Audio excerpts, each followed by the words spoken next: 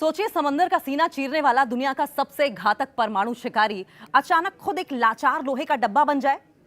जी हां, south China सी की खौलती हुई गर्मी, चारों तरफ दुश्मन, चीन की घात और बीच समंदर में फंसा अमेरिकी नौसेना का सबसे ताकतवर वॉरशिप यूएसएस बेनफोल्ड।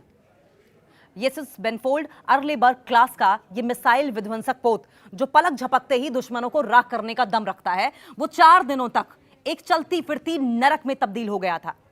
जनरेटर क्या फेल हुए, सुपर पावर अमेरिका के इस जंगी जहाज की सांसें ही थम गई।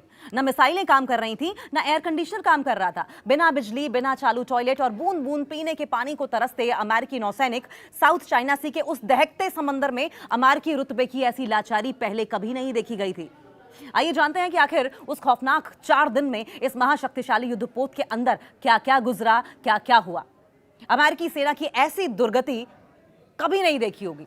4 दिन तक बिना बिजली पानी के समुद्र में फंसा रहा था युद्धपोत। भूखे प्यासे सैनिक तड़पते रहे थे। साउथ चाइना सी की भीषण गर्मी में अमेरिकी नौसेना के एक शक्तिशाली युद्धपोत को 4 दिनों तक बिना बिजली, बिना शौचालय, बिना पानी, एयर कंडीशनिंग के रहना पड़ा।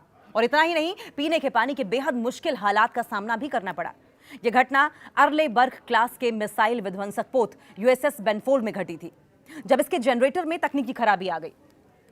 अमेरिकी नौसेना के एक युद्धपोत पर ऐसा वक्त आया कि कोई विश्वास ही नहीं कर पाएगा कि उसके सैनिकों को 4 दिनों तक न ठीक से टॉयलेट की सुविधा मिल पाई, न एसी चला और न ही जहाज की रसोई काम कर पाई। यानी न खाना है, न पीने को पानी है, न साफ हवा है, न एयर कंडीशनर है, टॉयलेट तक नहीं जा सकते। यह घटना साउथ चाइना सी में भीषण गर्मी के बीच में हुई है। जब प्रचंड गर्मी पड़ रही थी, तब ये हालात हो गए थे।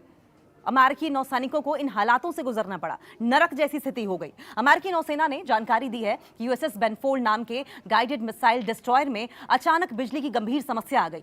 इसके चलते जहाज की कई जरूरी सुविधाएं पूरी तरीके से ठप हो गई। अचानक बंद हो गई थी जहाज की बिजली। ऐसे में अंदाजा लगाइए कि क्या कुछ गुजर रही होगी नौसैनिकों पर। यूएसएस बेनफोल्ड 24 जुलाई को हिंद प्रशांत क्षेत्र में अपने अभियान पर गया था और इसी दौरान उसके जनरेटर में तकनीकी खराबी आ गई। बिजली जाने के बाद जहाज अपने दम पर आगे बढ़ने की क्षमता भी खो बैठा। अटक गया, जहां था वहीं अटक गया। इसके अलावा रसोई, टॉयलेट, एयर कंडीशनिंग और पीने के पानी की सुविधा में भी खलल पड़ गया। और सबसे बड़ी परेशानी यह थी कि घटना साउथ चाइना सी के बेहद गर्म मौसम में हुई थी। बहुत गर्मी पड़ रही थी। जुलाई के आखिर में यहां दिन का तापमान करीब 32 से 37 डिग्री सेल्सियस तक देखने को मिल रहा था। 4 दिन तक ऐसे गुजारा किया मानो अब ये उनका आखिरी दिन हो, आखिरी लम्हा हो। अमेरिकी नौसेना के मुताबिक घटना में किसी सैनिक को चोट नहीं आई है। नौसेना ने चालक दल के हौसले और मुश्किल हालात में उनके संयम की तारीफ की, लेकिन एक पूर्व अमेरिकी नौसेना अधिकारी ने बताया कि ऐसी स्थिति सैनिकों के लिए बेहद तनावपूर्ण होती है। जहाज पर इंजीनियर बिजली बहाल करने में जुटे रहते हैं। ऑपरेशन अधिकारी सैनिकों के मनोबल और अभियान की चिंता करते हैं, जबकि जहाज के कमांडर को मौसम, भोजन, सुरक्षा और मदद पहुंचाने तक और पहुंचने तक की चिंता करनी पड़ती है। जब CNN न्यूज 18 से बात की तो CNN न्यूज 18 से बात करते हुए पूर्व नौसेना कैप्टन कार्ल सुस्टर ने कहा कि उन्होंने एक बार करीब 4 घंटे तक बिना बिजली वाले युद्धपोत पर समय बिताया था, लेकिन 4 दिन तक साउथ चाइना सी में ऐसे हालात झेलने कहीं ज्यादा तनावपूर्ण होंगे। दूसरे युद्धपोत से पहुंचाया गया खाना, यह हालत हो गई थी। मुसीबत के बीच दूसरे अमेरिकी युद्धपोत यूएसएस रॉबर्ट स्मॉल्स से बेनफोल्ड के सैनिकों के लिए पका हुआ खाना पहुंचाया। George Washington carrier strike group में शामिल दूसरे जहाजों ने भी बेनफोल्ड की मदद की। आखिरकार बिजली की समस्या से जूझ रहे युद्धपोत को खींचकर फिलीपींस के सुबिक बे ले जाया गया। वहां उसकी मरम्मत की गई और 8 अगस्त तक युद्धपोत फिर से सेवा में लौट आया। अमेरिका के लिए चिंता क्यों बढ़ गई थी, आप जानते हैं ये बात? बेनफोल्ड की यह घटना ऐसे समय में सामने आई थी जब अमेरिकी नौसेना पहले से ही भारी दबाव में थी। बहुत प्रेशर था। ईरान के खिलाफ लंबे समय से चल रहे अमेरिकी सैन्य अभियानों के कारण अमेरिकी युद्धपोतों और सैनिकों पर अतिरिक्त दबाव पड़ा है। बहुत ज्यादा एक्स्ट्रा प्रेशर था। वहीं अमेरिका को दुनिया के अलग अलग हिस्सों में भी अपनी सैन्य मौजूदगी बनाए रखनी पड़ रही थी और ऐसे में युद्धपोत का इस तरीके से जवाब दे जाना, नौसैनिकों का बीच समंदर में फंस जाना, वो भी बिना खाने पानी के। इससे पहले यूएसएस अब्राहम लिंकन को भी लंबे समय तक समुद्र में रहना पड़ा है। रिपोर्ट्स में जहाज पर सैनिकों के मनोबल और मानसिक स्वास्थ्य को लेकर चिंता जताई गई है। प्रशांत क्षेत्र में दूसरी बार युद्धपोत की बिजली गई।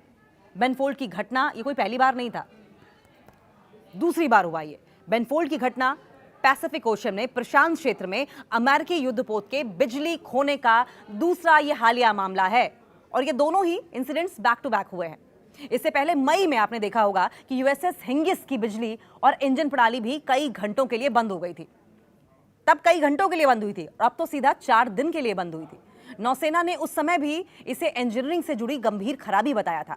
बेनफोल्ड और हेंगिस दोनों आर्लेबर्ग क्लास के गाइडेड मिसाइल डिस्ट्रॉयर हैं।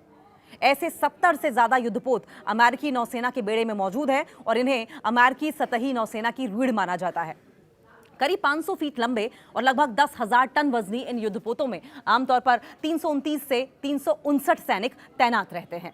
और इस घटना से वॉशिंगटन तक, न सिर्फ पैसिफिक ओशियन से इस युद्धपोत तक, उन तमाम ऑफिसर्स तक, बल्कि वॉशिंगटन में बैठे तमाम बड़े अधिकारी अमेरिका के, उनकी भी रूह कांप गई थी, क्योंकि इस युद्धपोत का, अमेरिकी नौसैनिकों का इस तरीके से फंस जाना अपने आप में बहुत से सवाल मैनेजमेंट पर, डोनाल्ड ट्रंप की रणनीति पर और उनके आर्मामेंट्स पर, उनके हथियारों पर, रसद सामग्री पर खड़े करता है।